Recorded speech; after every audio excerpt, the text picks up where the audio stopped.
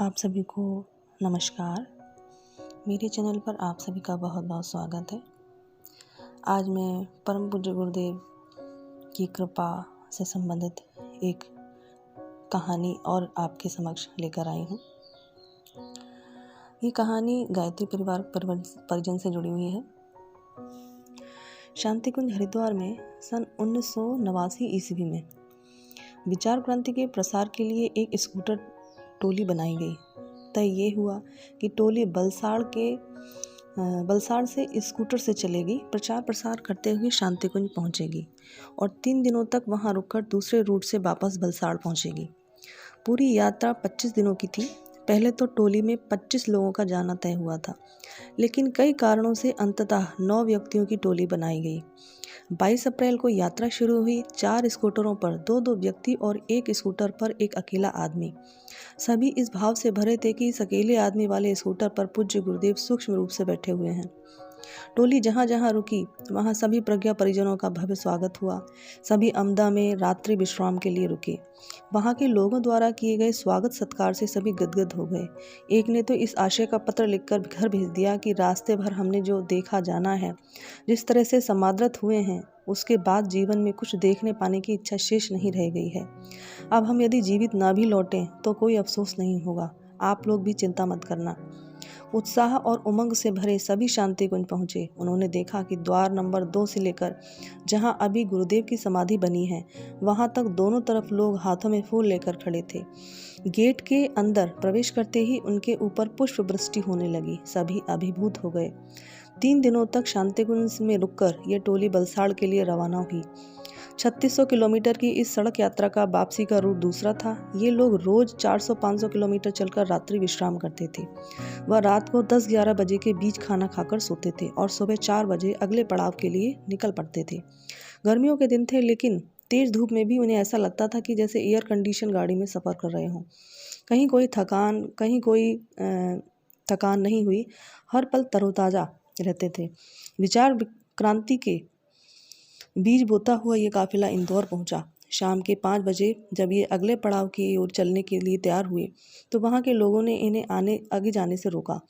कारण ये था कि इंदौर से आगे दाऊद और उसके आसपास का इलाका भीलों के उत्पात के लिए प्रसिद्ध था।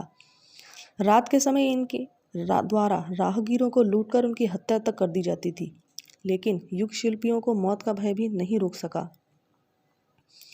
उन्हें निर्धारित समय के अनुसार अगले पड़ाव पर पहुंचना ही था, इसलिए स्थानीय लोगों के लाख रोकने पर भी सभी परम पूज्य गुरुदेव का स्मरण करते हुए आगे बढ़ चले। रात गहरी होती जा रही थी। सड़क पर दूर दूर तक सन्नाटा पसरा हुआ था। सड़क के दोनों ओर बड़ी बड़ी झाड़ियां थीं। जंगल ही जंगल था। 5 स्कूटर पीछे तेज रफ्तार में बढ़ते चले जा रहे थे। आगे पीछे चलते चले जा रहे थे। अचानक अगले स्कूटर सवार ने गाड़ी को रफ्तार बहुत धीमी कर दी। उसने हेडलाइट की रोशनी में ये देख लिया था कि सड़क पर एक छोर से दूसरे छोर तक बड़े बड़े पत्थर रखे हुए हैं। धीमी गति से बढ़ते हुए उसने दोनों तरफ आंखें गड़ाकर देखा। दाएं बाएं तहमद लपेटे कुछ लोग नंगे बदन खड़े हुए थे, सबके हाथों में तीर कमान। स्कूटर सवार ने स्कूटर नहीं रोका। आंखें बंद कर कर पूज्य गुरुदेव से जीवन रक्षा की गुहार की और उसने स्कूटर की रफ्तार बढ़ाई और दांत भींचकर 2 पत्थरों के बीच से स्कूटर निकाल ले गया। अगले सवार को सुरक्षित निकलते देख पीछे आ रहे स्कूटर सवार का हौसला बढ़ा। उसने स्कूटर का हैंडल हल्के से दाएं बाएं घुमाकर हेडलाइट की रोशनी सड़क के दोनों ओर डाली। उसने देखा दोनों ओर 30-40 के लगभग लुटेरे खड़े हुए हैं। सब के सब नंगे कंधों पर धनुष रखे हुए थे। सब ने सिर झुकाकर हाथ जोड़कर रखा हुआ था। सभी स्कूटर सवार एक एक करके सुरक्षित निकल गए। कुछ दूर जाकर सभी एक जगह रुके। एक दूसरे से कहने लगे, लुटेरे भीलों से बचकर निकल पाना परम पूज्य गुरुदेव की कृपा से ही संभव हुआ है। एक ने कहा, गुरुदेव की महिमा असीम है। इनकी कृपा से एक साथ एक ही क्षण में इतने सारे अंगुली मालों का विचार परिवर्तन हो गया। ये घटना बताती है कि परम पूज्य गुरुदेव स्वयं महाकाल के अवतार थे। उन्होंने कैसे एकदम इतने लुटेरों का विचार परिवर्तन कर दिया। वो हाथ जोड़कर खड़े हो गए। उन्होंने बिल्कुल मारा काटा भी नहीं, जबकि वो राहगीरों को मार भी देते थे, लूट कर मार देते थे।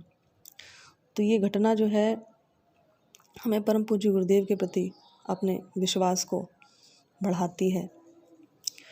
आप सभी लोगों को ये घटना कैसी लगी? अच्छी लगी हो तो मेरे चैनल को सब्सक्राइब और लाइक अवश्य करें। आप सभी लोगों को घटना सुनने के लिए बहुत बहुत धन्यवाद। नमस्कार।